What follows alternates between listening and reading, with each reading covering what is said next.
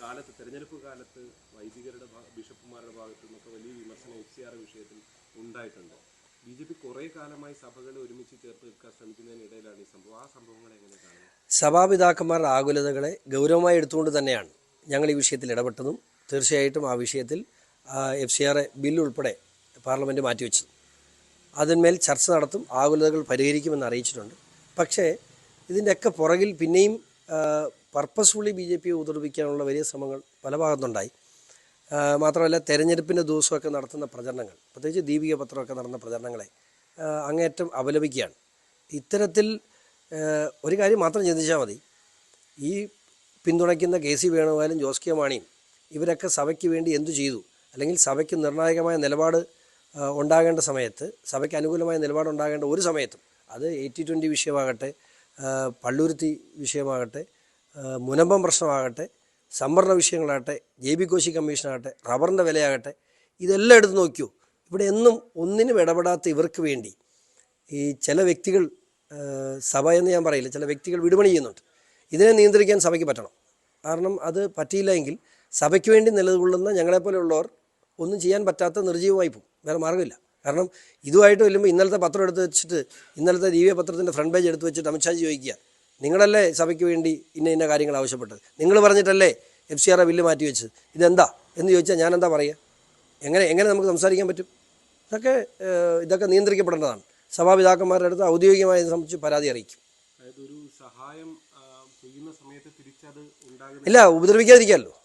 സഹായം ഒന്നും BJP ചോദിച്ചിട്ടില്ല, ഒരു സഹായം ചോദിച്ചില്ല. നിഷ്പക്ഷമായി എല്ലാവരെയും കാണുന്നല്ലോ ഒരേപോലെ കാണണമെന്ന് പറഞ്ഞില്ല. പക്ഷേ പർപ്പസ്ഫുള്ളി BJP ഉപദ്രവിക്കുക എന്ന് പറഞ്ഞ് ദീപികയുടെ സഭയുടെ മുഖപത്രം എന്നാണ് പറയുന്നത്. സഭയുടെ മുഖപത്രം ഇപ്പോൾ സാന്റാമോണിക്കയുടെ ഷെയറുള്ള പത്രമാണ്. അങ്ങനെ വിവിധ ഇൻവെസ്റ്റേഴ്സ് അവിടെ ഉണ്ട്. അവരുടെ താല്പര്യങ്ങൾ സംരക്ഷിക്കുന്ന കൂടെ സഭയുടെ മുഖപത്രം എന്ന പേരും കൂടെ ഒരുമിച്ച് കൊണ്ടുപോകാൻ പറ്റില്ല. രണ്ടും കൂടെ ഒരുമിച്ച് പോകുന്നത് ബുദ്ധിമുട്ടാവും. അല്ല, ഞങ്ങൾ ഈ കാര്യങ്ങൾ പിതാക്കന്മാരെ അറിയിച്ചപ്പോൾ പിതാക്കന്മാർ വളരെ കൃത്യമായിട്ട് അതിന്മേൽ യാതൊരു പ്രതികരണം പിന്നെ നടത്തിയില്ല. ചർച്ചയ്ക്ക് തയ്യാറാണ്, ഞാൻ തന്നെയാണ് അറിയിച്ചത് ചർച്ചയ്ക്ക് തയ്യാറാണെന്ന്. ആ ചർച്ചയ്ക്ക് തയ്യാറാണെന്ന് അറിയിച്ചപ്പോൾ അവിടെ തീർന്നു. പക്ഷേ ഇപ്പോഴും പിതാക്കന്മാരുടെ ലേബലിൽ ചില ആളുകൾ ഇവിടെ UDF വേണ്ടിയും ചില വ്യക്തികൾക്ക് വേണ്ടിയും വിടുപണി ചെയ്യാണ്. അതിനെ നിയന്ത്രിക്കാൻ ഇനി സഭയ്ക്ക് കഴിഞ്ഞേ പറ്റൂ. അല്ലെങ്കിൽ ഞങ്ങളെപ്പോലെ ഇന്നലെ തന്നെ എന്നോട് ചോദ്യം, ഇന്നലെ രാവിലെ പത്രം വന്നു, നിങ്ങൾ പറഞ്ഞിട്ടല്ലേ FCR മാറ്റി വെച്ചത്, നിങ്ങൾ പറഞ്ഞിട്ടല്ലേ ഇതിനകത്ത്, അതും രാജ്യസുരക്ഷയ്ക്ക് ബാധകമായ ഒരു വിഷയത്തെ ചർച്ചയ്ക്ക് വേണ്ടി മാറ്റിവെച്ചു, എന്നിട്ടും ചെയ്യുന്ന ഇതാണ് എന്ന് പറഞ്ഞാൽ ഞങ്ങൾക്ക് എന്ത് മറുപടിയാണ് പറയുന്നത്? സഭയ്ക്ക് വേണ്ടി സഭയുടെ വക്താവ് എന്ന നിലയിൽ പാർട്ടിക്കുള്ളിൽ നിലനിൽക്കുന്ന ആളാണ് ഞാൻ. അപ്പോൾ നമ്മളെപ്പോലുള്ളവർ വലിയ പ്രതിസന്ധിയിലായി പോകും. നമുക്കിനി ഒന്നും ചെയ്യാൻ പറ്റാതെ വരും. സഭയ്ക്ക് വേണ്ടി ഇതേ നിലപാട് തുടർന്നാൽ സഭയെ പിന്നീട് ഇത്തരം കാര്യങ്ങൾ സഹായിക്കുന്നതിനെ കുറിച്ച് ആലോചിക്കേണ്ടി വരും. അല്ലല്ല, സഭയല്ലല്ലോ പ്രശ്നം ഉണ്ടാക്കുന്നത്.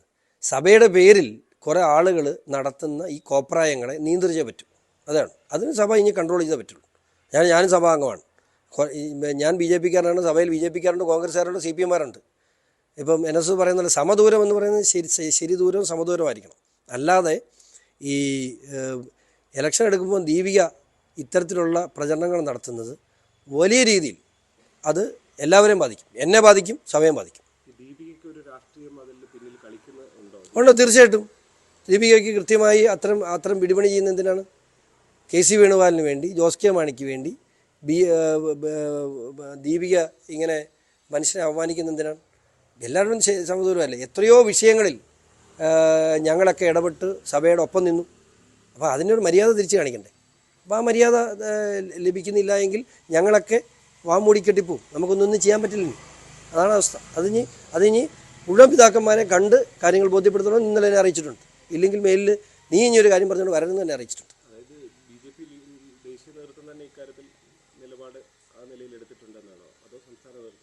അല്ല, ഞാൻ പറഞ്ഞില്ലേ, ആര് പറഞ്ഞു എന്നുള്ളത് അവിടെ നിൽക്കട്ടെ. ഞാനാണ് സഭയുമായിട്ട് ഏറ്റവും കൂടുതൽ കമ്മ്യൂണിക്കേറ്റ് ചെയ്യുന്നത് BJP-യിൽ. അങ്ങനെ കമ്മ്യൂണിക്കേറ്റ് ചെയ്യുന്ന എന്നോട് വളരെ കൃത്യമായി തന്നെ പറഞ്ഞിട്ടുണ്ട്, ഈ നിലപാട് തുടർന്നാൽ സ്വാഭാവികമായിട്ട് നമുക്ക് ബുദ്ധിമുട്ടുണ്ട്. കാരണം എന്ത് പറഞ്ഞാലും ചെയ്തു കൊടുക്കും. അവസാന ഇലക്ഷൻ ആകുമ്പോൾ ഈ പണിയാണ്. അത് ശരിയല്ല.